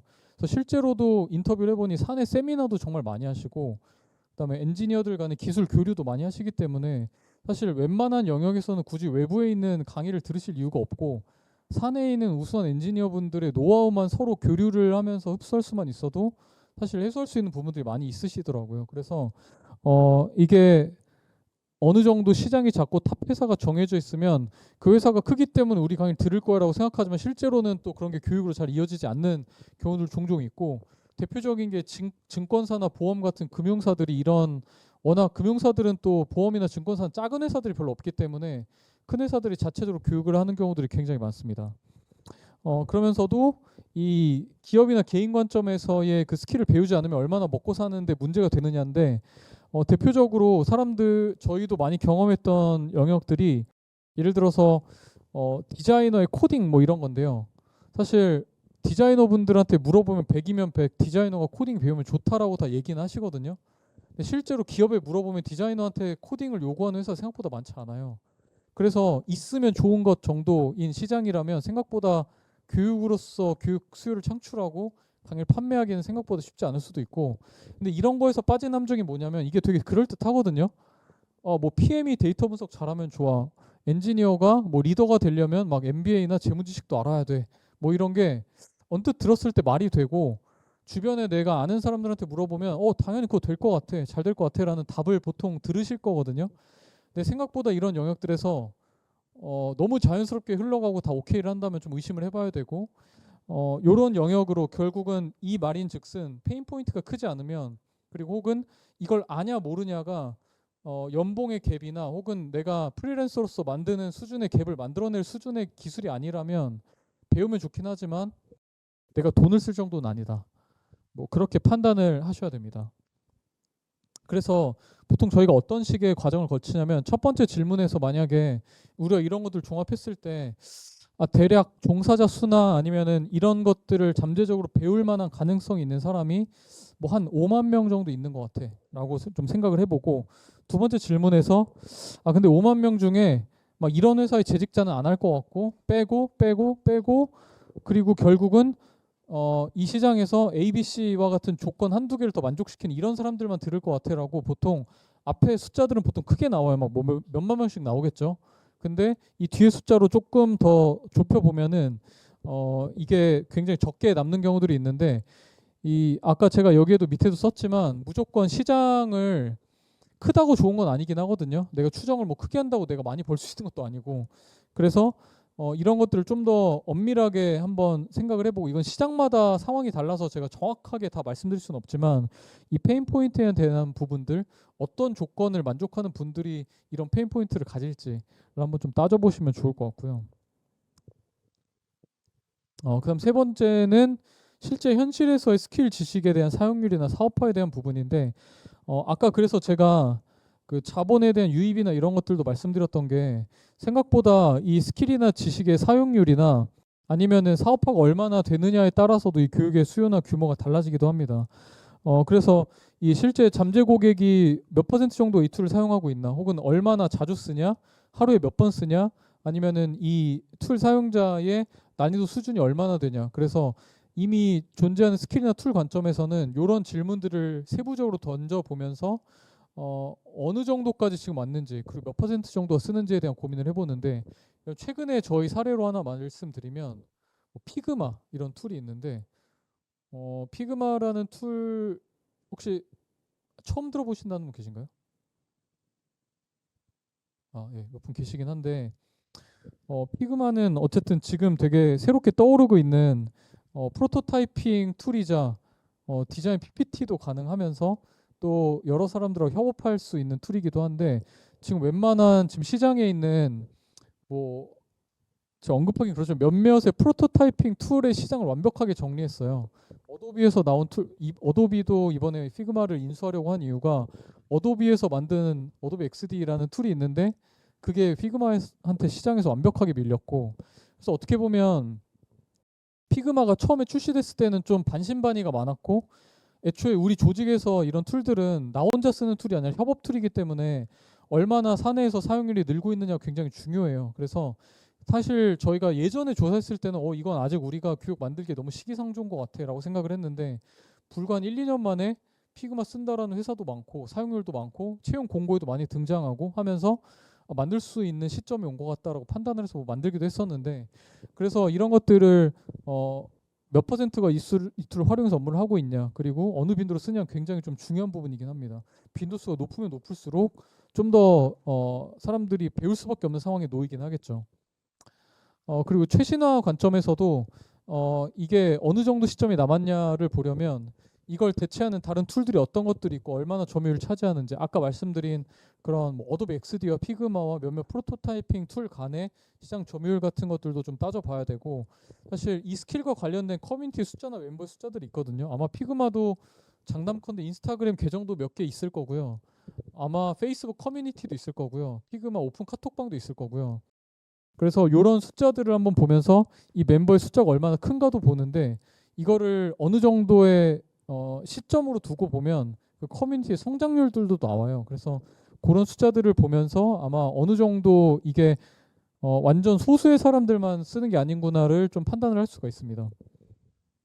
네, 그래서 이런 것들을 여러분들이 좀 고려를 하셔야 되고요. 그 다음에는 이 가장 중요한 부분이기도 한데요. 유료 온오프라인에서의 컨텐츠나 수강생 수 충분한가? 이 질문. 그래서 이것들은 저희가 어떻게 보면 시장 조사의 좀 메인이라고도 볼 수 있는데 이 질문이 결국 가장 중요한 거는 유료로 돈을 내는 시장이 지금 존재하냐인 건데 보통은 저희가 이 네 가지 정도를 봐요. 처음에는 도서를 봅니다. 그래서 먼저 가장 어떤 지식이 뜨거나 주목을 받을 때 책이 무조건 먼저 나와요. 근데 책도 교육의 경우는 지금 특히 성인 교육 시장은 메타 플랫폼 같은 게 없어요. 성인 교육을 뭐 패스트 캠퍼스 그냥 어떻게 보면 일종의 자사몰 같은 거죠. 저희가 그냥 저희 컨텐츠 만들어서 저희가 팔고 저희가 어떤 데 유통하는 곳이 없어요. 하지만 책은 이제 출판사는 많지만 유통하는 곳은 한두 군데로 정해져 있죠. 그래서 도서 같은 경우에는 생각보다 조사하기가 좀 용이하긴 합니다. 한 군데서 비교도 할 수 있고 나름 거기서도 플랫폼마다 가지고 있는 도민들만의 판매량과 관련된 근데 직접적인 판매량이 써 있으면은 가장 좋을 텐데 그런 건 써 있지 않기 때문에 대충 추정을 하는 거죠. 어느 정도 순위인지. 그래서 가장 좋은 방법이 순위로도 매길 수 있고요. 보통 도서도 순위 순으로 매기기도 하고 몇몇 플랫폼은 뭐 어떤 숫자들을 공개하기도 해요. 그래서 그 숫자들을 보면서 어느 정도가 판매되고 있는지를 1차적으로 추정을 해볼 수 있고요. 그리고 기본적으로 책이 몇 개 나왔냐도 중요해요. 많이 팔리는 것 같은데 그 관련된 책이 한두 개밖에 없으면 좀 아직 돈을 쓰는 시장이 작다라고도 판단할 수 있고 하나하나의 책은 많이 안 팔리는 것 같은데 그 책이 막 한 50권, 70권씩 검색이 되면 그래도 작다라고 보기는 좀 어렵다. 그냥 많은 책들이 시장 파일을 나눠 먹고 있구나 정도로 좀 해석해야 되는 경우들도 있습니다. 그리고 당연히 도서 관련된 뭐 검색 엔진에서의 언급의 양이나 이런 것들도 같이 추정해 볼 수 있겠죠. 그래서 저는 도서를 처음에 보고요. 가장 먼저 확인할 수 있습니다. 그 다음에 두 번째는 온라인 강의가 몇 개 정도 있는지를 봅니다. 근데 온라인 강의는 시장을 추정하기가 굉장히 어려워요. 왜냐하면 아까 말씀드린 것처럼 도서 같은 메타 플랫폼 같은 것들이 시장에 없기 때문에 교육회사는 하나하나 다 들어가서 보셔야 됩니다.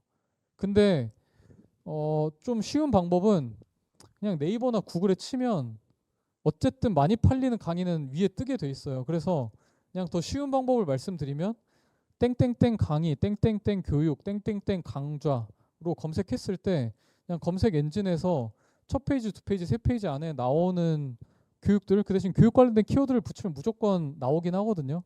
그래서 그런 업체들만 봐도 그냥 대부분의 시장을 추정할 수 있습니다. 그래서 그런 형태로 온라인 강의들을 좀 추정을 해볼 수가 있는데 사실 온라인 강의는 저희는 이제 두 가지 방법으로 다 해요. 탑다운과 바텀업의 방식을 다 하는데 어떻게 보면 탑다운이라 하면 일단 그 회사의 매출을 보는 거죠.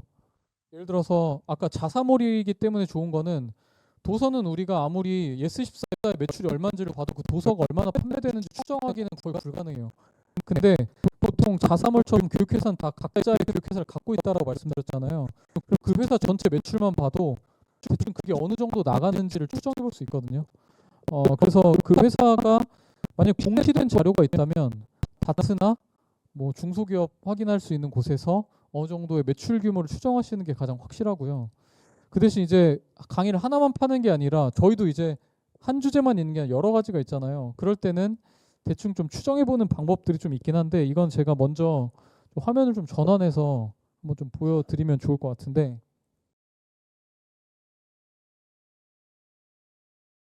예를 들어서 저희 패스트 캠퍼스도 생각보다 저희 회사 단순합니다. 보면은 보통 이런 카테고리 같은 것들이 종합 플랫폼인 경우에는 이런 것들이 있어요. 근데 보면은 이 순서가 괜히 이 순서가 아닙니다. 보통 보면은 이 상위의 클릭부터 밑에 클릭까지 보시면은 보통 위에서부터 아래 순으로 시장 규모인 경우들이 상당히 많고 저희도 아주 많이 다르지 않아요. 그래서 일단은 이 사이즈를 보면 저 같으면은 패스트 캠퍼스는 이미 다트에 공시가 돼 있습니다. 저희 작년 매출 아마 1160억 뭐 이렇게 나올 텐데 뭐 저희는 이제 4개 CIC로 있으니까 아마 패스트 캠퍼스가 한 반 정도 해요. 전체 회사에서. 그러면 뭐 대충 뭐 한 패스트 캠퍼스 한 5, 600억 하는구나 뭐 이렇게 그냥 만약에 생각을 한다라고 치면 지금 카테고리가 하나, 둘, 셋, 넷, 다섯, 여섯, 일곱, 여덟, 아홉, 10개 정도 있으면 그냥 나누기 10 정도 하면은 그냥 이 카테고리별로 뭐 한 60억씩 하는구나라고 볼 수 있는데 여기다 뭐 대략적인 가중치를 둬서 이 상위에 있는 카테고리를 좀 더 가중치를 두고 순서대로 밑에 있는 것들 좀 덜 주면 얼추 맞아요. 예. 그렇게 보면 되고 그 다음에 강의의 수가 많은 경우에는 좀 어려울 수 있지만 사실 저는 한 500개 미만은 셀 수 있다고 생각하거든요. 하루면 할 수 있어요. 그래서 대부분의 강의에 대한 제품의 라인업들을 전부 다 손수 써도 500개 생각보다 서너 시간 안에 다 쓸 수 있어요. 제가 해봤습니다. 그래서 다 써보면 대충 이거 별로 몇 개의 강의가 있는지도 다 쓸 수 있고 그렇게 하다 보면 개별로 나와 완전하게 맞닿아 있는 경쟁 제품의 매출도 대략적으로 추정을 해보실 수가 있어요. 그래서 생각보다 어렵지 않다. 뭐 예를 들어서 해외에 있는 마스터 클래스만 봐도 별로 다르지 않을 거예요. 여기도 이 순서로 되어 있으니까 뭐 ABCD로 되어 있는 경우들은 좀 다르긴 한데 이것도 아마 어떤 순서의 내러티브가 있을 거라고 생각을 하고 세부 카테고리들이 많은 것들도 있고 적은 것들도 있는데 뭔가 이거는 몇 개 없죠. 지금 보면 헬스나 웰니스 같은 것들은. 그래서 마스터 클래스 같은 해외 플랫폼들을 봐도 대략적인 카테고리, 상위 카테고리와 하위 카테고리들을 보면은 어느 정도의 추정들을 여러분들이 좀 해보실 수 있습니다. 그리고 실제로도 이 마스터 클래스는 혹시 아마 많이들 보셨을 것 같기는 한데 여기는 보면은 뭐 7개 클래스 있죠. 그래서 대략 이런 것들로도 추정을 해보실 수가 있습니다. 그리고 저희는 없지만 다른 회사는 뭐 후기의 수나 뭐 찜하기 수나 이런 것들도 보통 있는 경우들이 많아서 그 인게이지먼트의 숫자까지를 어느 정도 합산을 하시면 대략적인 그 탑다운으로 이 전체 회사의 매출, 카테고리 매출, 그 다음에 인게이지먼트의 숫자를 보면은 대략적으로 여러분들과 직접적으로 맞닿아 있는 제품의 매출들을 좀 추정을 해보실 수가 있고요. 혹시 뭐 궁금한 회사 하나 말씀 주시면 저도 한번 지금 즉석에서 한번 볼게요. 혹시 뭐 이 회사를 좀 보고 있다는 혹시 그런 거 있으신가요? 네. 어디요? 2호요? 유튜브도 하고 교육도 하시는 2호. 네.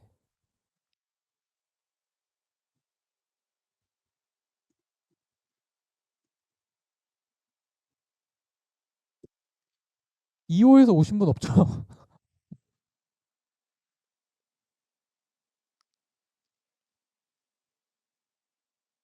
네. 아, 네. 여기는 아무래도 교육만 하는 건 아니다 보니까 조금 상위 카테고리는 이런 것들이 좀 없긴 하네요. 네.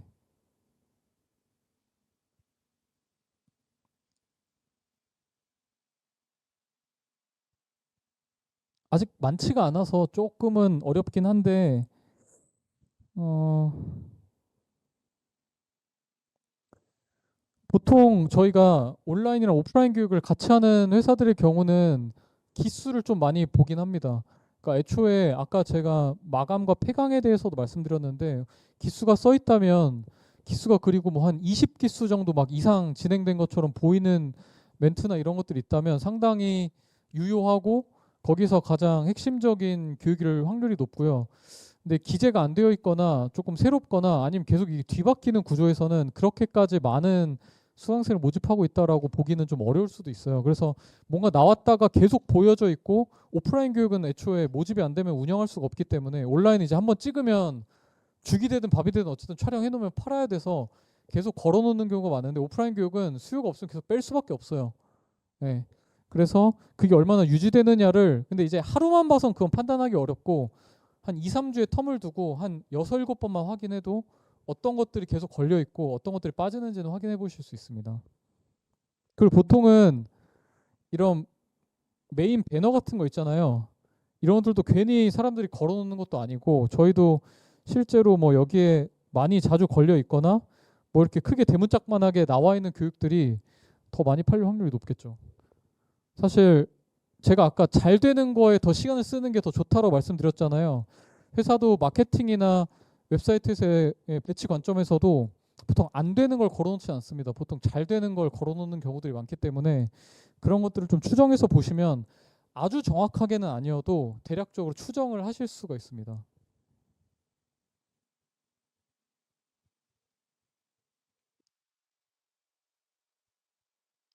근데 어, 대부분 회사들이 매출이 안 나와 있는 경우들도 굉장히 많아요. 특히나 저희는 이제 외감 대상이기도 하고 공시의 의무가 있기 때문에 저희는 이제 다트에도 올려놓기 때문에 뭐 대략적인 뭐 손익계산서나 재무제표 같은 것들이 나와 있어서 뭐 그 P&L도 다 보실 수가 있죠. 근데 이제 작은 업체들은 공시할 의무도 없고 할 수도 없기 때문에 보통 이게 어느 정도의 매출이 나는지 추정하기가 좀 어렵습니다. 근데 기본적으로 교육이라는 게 어느 정도는 다른 산업보다는 좀 노동집약적인 부분들이 있고 뭐 공장으로 돌리는 게 아니다 보니까 사실 직원의 수로는 어느 정도 추정할 수 있어요. 그래서 제가 여기도 써놨지만 어, 보통 그 직원 수는 나오거든요. 그런데 뭐 잡코리아나 뭐 이런 게 보면은 뭐 직원 수 13명, 뭐 15명. 근데 매출은 보통 안 나와요. 근데 직원 수가 생각보다 의미가 있는 게 돈을 못 버는데 직원을 계속 유지할 수는 없어요. 그래서 보통 저희가 생각하는 건 1인당 한 교육 업종으로 치면 한 1.5억에서 한 3.5억 정도를 때리면 대략적인 그 회사 매출 추정할 수 있어요. 그래서 만약에 직원 수가 한 30명 정도 된다? 그러면 대략 한 2억에서 2.5억 정도를 곱하면 한 60억에서 70억 정도 하는 회사구나. 뭐 그 정도 추정하면 거의 대부분 들어봤고요.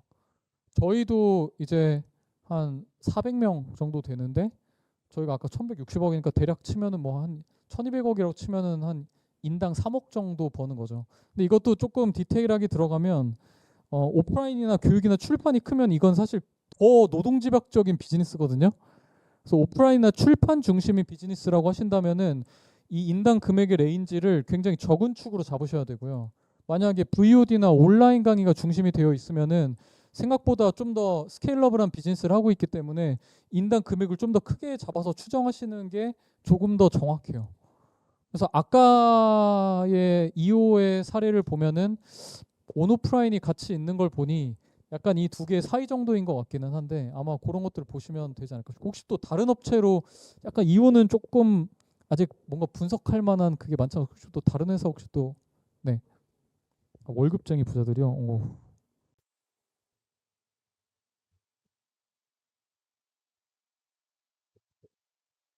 네. 먼저 이것만 봐서 제가 느껴지는 거는 부동산이 제일 크구나 이 회사에서. 그래서 부동산의 교육이 가장 많을 것 같고 가장 매출 파이가 클 것 같고 당연하게도 이 밑에 있는 코칭이나 독서 모임은 좀 상대적으로 적고 이 밑에 있는 자기 개발이나 상가 토지 세금 대출 쪽은 상대적으로 좀 적은 것 같다. 그래서 당연히 요 위에 있는 상위 내용들이 좀 가장 많은 인기들을 좀 끌고 있는 것 같다라고 좀 추정해 볼 수 있을 것 같고요. 소위 여기서 뭐 GMB라고 부르는 거에 베스트 같이 펴져 있는 것들은 아마도 당연히 수강생 수들이 많은 거기 때문에 가장 큰 매출을 드라이브하고 있다라고도 추정을 해볼 수 있을 것 같은데, 여기 아마 공시 대상인지 모르겠는데 한번 볼게요.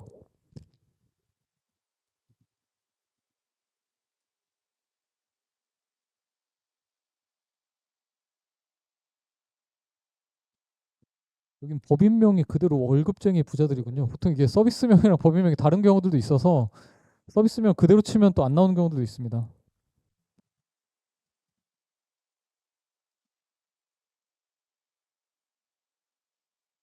여기 있네요. 네. 되게 숫자가 좋네요. 네.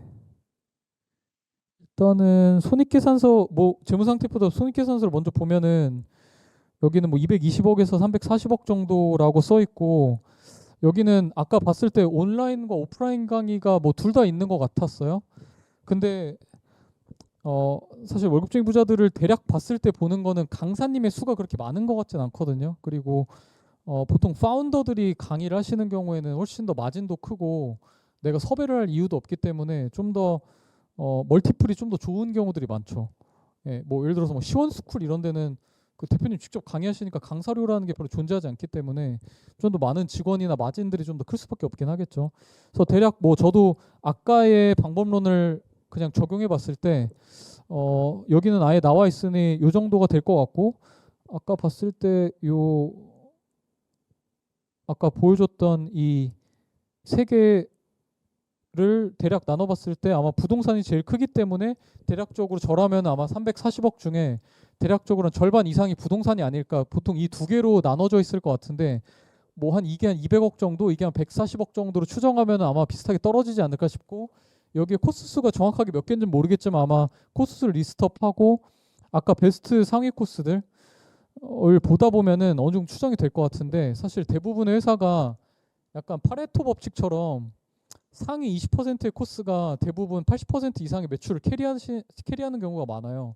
저희는 그 정도까지는 아니긴 한데 대부분은 상위 20개의 강의만 봐도 매출이 한 7, 80% 추정할 수 있기 때문에 여기는 고맙게도 베스트 강의라는 것들이 있으니 아마 여기에 나와 있는 것들을 잘 추정을 해보면 어떤 것들이 되고 어떤 것들이 안 되는지 상당히 좀 정확하게 추정해 볼 수 있지 않을까 싶긴 하네요.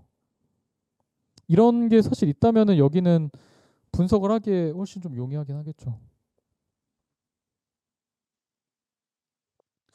네. 그리고 그 다음은 이제 자격증이나 자격증 강의가 있는 경우에는 당연히 이거는 뭐 자격증이 만약에 국가 자격증이거나 하면 응시자 수라든지 뭐 아니면 이런 것들이 다 나오거든요. 그리고 뭐 사설 기관에서 하는 경우도 대략적인 응시자 수나 이런 거는 뭐 보도 자료도 내기도 하고 내부에서 그런 것들을 까놓기 때문에 이런 것들은 정확한 그 숫자들을 보고 학습 규모를 꽤 아주 정확한 숫자로 파악할 수 있기 때문에, 그리고 강의도 대부분이 가격이 어느 정도는 비슷한 밴드에서 형성되어 있는 경우들이 많아요. 뭐 적게는 15만 원에서 많게는 뭐 35만 원 인당 어느 정도 쓰고 책 하나 사고 강의 하나 사고 뭐 교재 사는 요 대략적인 1인당의 쓰는 지출 규모와 사람 수가 정해져 있기 때문에 상당히 추정을 하기가 좀 용이하기는 합니다. 그리고 업체도 상당히 좀 명확하게 있고 주제도 막 수백 개가 있지 않은 경우들이 많기 때문에 대략 어느 정도 이제 회사의 규모만 봐도 추정을 할 수가 있고요. 마지막으로 좀 가장 어려운 게 좀 원데이 클래스나 이런 식으로 형성된 시장인 것 같아요. 뭐 예를 들어서 뭐 사진이라든지 뭐 꽃꽂이라든지 뭐 이런 것들이 되게 지역 기반으로 뭐 요리 막 이런 것도 지역에서는 원데이 클래스로 굉장히 많이 운영되는 것들이 있는데 가장 난이도가 높은 게 좀 이런 식의 것들이 정말 많이 진행되는 시장에서는 시장 규모를 추정하기가 좀 상당히 어렵긴 합니다. 근데 결국 이런 경우에 저희는 뭘 보냐면 그냥 보통 이런 원데이 클래스들도 되게 잘 나가는 분들이 계시거든요. 뭐 그래서 사진 촬영이나 뭐 이런 것들도 어, 많이 버시는 분들 혹은 막 그런 분들이 보통 블로그나 뭐 이런 것들로도 모집을 좀 많이 인스타그램이나 블로그로도 많이 하시는데 막 댓글 엄청 많이 달리면서 뭐 마감됐습니다. 뭐 이런 게 써 있는 분들 꽤 많이 있어요. 그래서 그런 분들 상위에 한 탑 10 정도의 크리에이터가 누군지 그리고 그분들이 좀 어느 정도 되는지를 좀 조사해보고 이분들이 버는 대략적인 인당의 금액을 기반으로 대략 지역별로 요 정도가 있고 이거에 뭐 몇 퍼센트 정도의 좀 가중치를 빼서 수를 그냥 대략 게스티메이션을 해보면 대략 국내 이런 원데클래스가 뭐 한 500개 정도 있고 개당 이 정도를 운영하고 하기 때문에, 왜냐면 규모는 대부분 다 비슷하기 때문에 네, 이런 것들을 좀 추정을 해볼 수 있습니다. 그래서 이 중에 하나만 하시는 게 아니라 이 네 가지를 다 하셔야 돼요. 없으면 0이라고 두시겠지만 있다면 다 보셔야 됩니다. 그래서 도서 더하기, 도서도 당연히 아까 뭐 월급쟁이 부자들 같은 온라인 교육도 있지만 부동산 재테크 관련한 도서도 어마어마하게 크게 시장이 형성되어 있기 때문에 그런 것들을 무조건 봐야죠. 그래서 요 네 가지를 합산하면 아마 여러분들이 생각하시는 수요가 됩니다.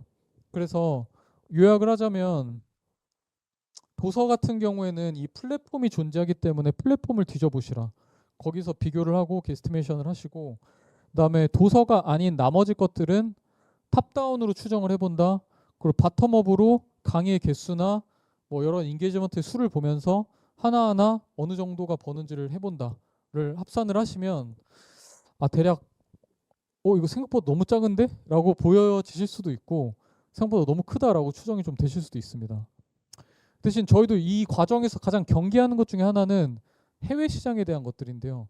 사실 이게 국내에는 없는데 해외엔 많아요라고 하시는 경우가 있는데 그게 완전히 다른 문법을 가지고 있는 경우도 많기 때문에 이게 없다고 해서 해외 데이터를 끌고 와서 막 내가 엄청 신나게 만들면 잘 안 되실 수도 있어요.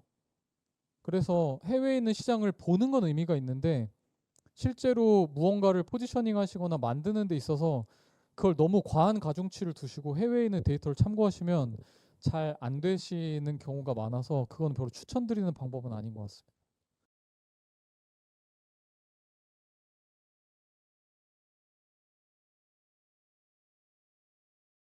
이제 무료 온오프라인의 컨텐츠 수나 수강생의 수인데요. 사실 이게 무조건 많다고 안 좋은 건 아닙니다. 그래서 이게 두 가지 팩터가 있는데 하나는 그냥 네이버 같은 경우나 쿠팡 같은 경우도 직접 셀러 교육 같은 것들 직접 해요. 왜냐하면 이 회사 입장에서는 셀러들을 많이 모집하고 교육시키는 게 본인들 비즈니스에도 도움이 되기 때문에 그런 교육을 직접 하기도 하고요. 혹은 요즘은 ESG 관점에서 뭐 네카라쿠베 같은 IT 회사들은 교육회사 같은 것들을 하나씩 하기도 해요. 그리고 대부분 무료로 제공하기도 하고요. 근데 그것들도 보셔야 되긴 하는 게 그것들과도 비교를 하기 때문에 일단 무료로 컨텐츠나 수강생 수가 얼마나 있고 한계점이 뭔지에 대한 분석들도 좀 해보셔야 되고요. 이거는 물론 시장 규모는 추정이 안 될 수도 있어요. 왜냐하면 돈을 받지 않기 때문에. 하지만 어느 정도의 경쟁력이 있는지에 대해서는 좀 따져보셔야 되고, 그리고 어떤 시장의 경우 특히나 아까 말씀드린 것에서 초경쟁이나 오래된 클래식 시장 같은 경우에 자주 나오는 패턴은 교육 같은 걸 아예 무료로 제공하고 그거 대신 인플루언시를 얻는 경우들인데, 이분들은 애초에 인플루언시로도 돈을 벌 수 있고 내가 뭐 광고도 할 수 있고 인플루언서로 벌 수 있는 돈이 더 크다고 보시는 분들은 애초에 교육 자체를 내 그냥 인플루언시를 얻기 위한 도구로 활용하시는 경우들도 많기 때문에 무료로 튜토리얼 강의도 하고 뭐 쇼츠를 만드시기도 하고 무료로 만든 뭐 전자책 같은 걸 배포하기도 하면서 유명세를 얻기도 하는데, 이런 플레이가 너무 많은 곳에서는 기본적인 내용으로 경쟁하기 되게 어려운 시장들도 있기 때문에 이런 경우에는 탑 10명에서 20명 정도 인플루언서들 좀 정리해 놓고 이런 분들이 어떤 플레이를 하는지를 좀 보면서 시장에서 내가 리서치 리포트에 좀 추가해 볼 만한 가치가 있기는 합니다. 네, 그리고 이거는 뭐 일반적인 꼭 교육이 아니라 다른 뭐 커머스에서도 많이 하는 거지만 검색 엔진에서의 검색량도 좀 많이 보는데, 그냥 여기에서의 좀 팁을 말씀드리자면 절대값 그 자체보다 상향 곡선이 더 중요하고요. 그래서 보통 뭐 저희는 뭐 블랙키위나 아니면 몇 개 유료 결제에서 보는 몇 가지의 트렌드 리포트 같은 것들이 있는데, 결국 보는 게 아까도 말씀드린 교육이라는 거는 미래에 대한 투자기 때문에 얼마나 상향 곡선을 그리냐가 되게 중요해요. 그래서 절대값 자체보다 상향 곡선을 그리는가를 좀 보셔야 되고요. 그래서 절대 숫자가 작아도 곡선이 높으면 좋다라고 좀 판단을 할 수 있고요. 그리고 이게 절대값만 봐서는 감이 안 오시는 경우들이 많아요. 뭐 막상 어떤 키워드를 쳤는데 검색량 뭐 1875 이렇게 나오면 이게 많은 건지 적은 건지 잘 모릅니다. 그래서 저희도 보통 기준점으로 몇 개를 둬요. 그래서 파이썬, 엑셀 뭐 이런 가장 기본적으로 잘 변하지 않으면서 높은 숫자를 보고 이거에 몇 퍼센트 정도 왔지를 보면서, 왜냐면 저희가 잘 알고 있는 시장, 규모를 아는 시장에 어느 정도의 키워드를 새로운 키워드를 쳤을 때 몇 퍼센트 수치에 오는지에 대한 몇 가지 기준점을 가지고 쳐봅니다. 그러면은 이거에 거의 10분의 1도 안 되는 경우도 있고 기준 키워드에 뭐 5분의 1도 안 되는 경우도 있고. 근데 이 기준 키워드는 뭐 저희야 이런 것들 예를 들어서 쓰는데 뭐 다른 것들 쓰셔도 무방한데 어쨌든 만들려고 하시는 교육들을 특정한 키워드랑 계속 비교하면서 쳐보시다 보면은 어느 정도의 교육 의도가 어느 정도 되는지를 좀 찾아보실 수 있어요. 그 대신 여기서 빠지면 안 되는 함정은 그 툴 자체의 키워드입니다. 예, 예를 들어서 챗 GPT를 검색하는 양과 챗 GPT를 배우고 싶은 수요 양은 다르기 때문에 너무 없는 경우에는 툴에 대해서 쳐보시기도 하겠지만 결국은 이제 파생 키워드로 뭐 강의나 교육이나 뭐 혹은 튜토리얼이나 뭐 하는 법이라든지 여러 가지의 교육 의도를 가진 그것도 굉장히 교육 의도가 높은 뭐 강좌, 강의 같은 명백하게 유료 구매하고자 하는 니즈를 드러내는 경우도 있고 뭐 설치하는 법, 뭐 까는 법, 하는 법 같이 돈 내고 들을 정도는 아니지만 그냥 이게 당장 급해서 뭔가 이게 진입하는 방법을 모르는 류의 키워드들은 조금 직접적인 유료 강의의 키워드라고 볼 수는 없지만 어느 정도 이런 페인 포인트가 있는 거라고 볼 수도 있기 때문에 단계별로 좀 나눠서 찾아보시면 좀 더 도움이 될 것 같고요. 네, 요것도 한번 뭐 몇 개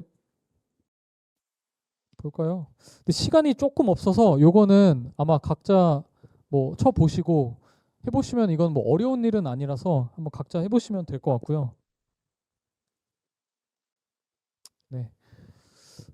그리고 이 willingness to pay를 줄여서 저희가 WTP라고도 이야기하는데 강의를 굳이 유료로 구매할 만한 니즈가 뭐냐라는 질문에 대한 답을 저희가 쓰길 원하는데 아까 앞서서 지금 검색량이라든지 유료 무료 콘텐츠들을 봤는데 결국은 이런 유튜브나 도서 무료 콘텐츠에도 불구하고 우리가 이길 수 있는 이유가 뭐냐라고 하는데 보통 저희는 이 세 가지 정도로 정의하긴 합니다. 첫 번째는 이 폐쇄성에 대한 해소인데요.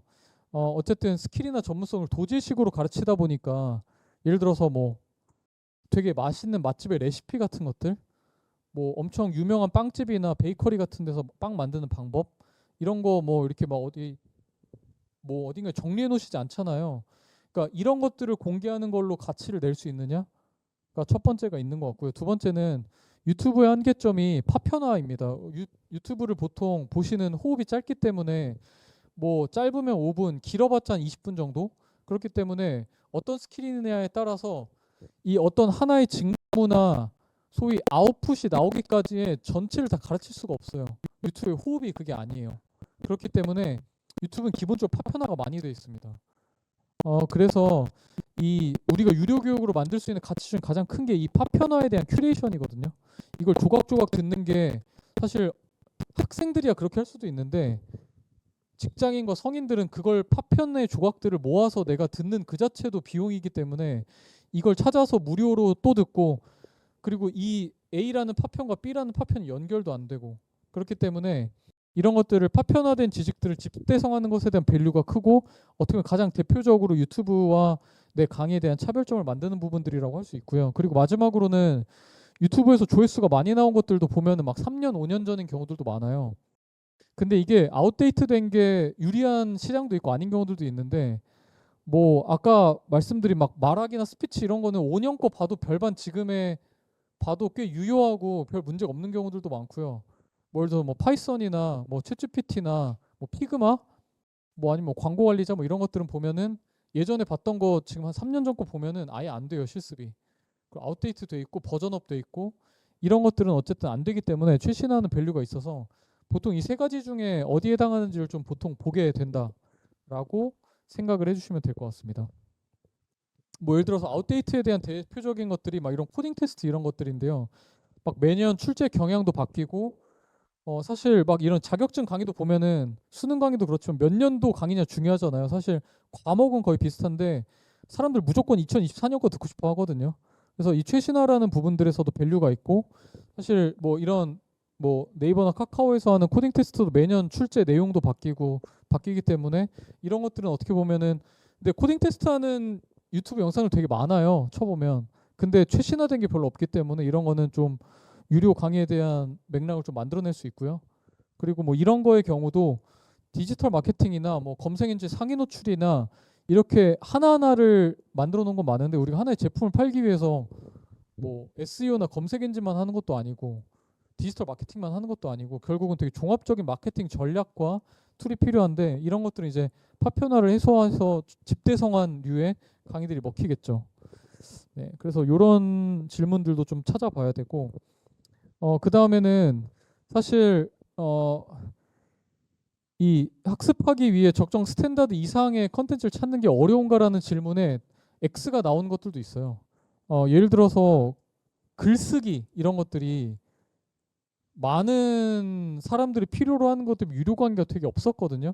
그리고 저희도 사실 글쓰기 강의를 할까 말까라는 고민을 되게 많이 했어요. 그래서 사실 조직 내부에서 장난반, 진단반 뭐 우리가 만약에 뭐 영화 감독 이런 게 되고 싶은 걸 하려면 뭐 박찬욱 감독이나 하다못해 봉준호 감독님 같은 걸 데려와야 사람들이 사지.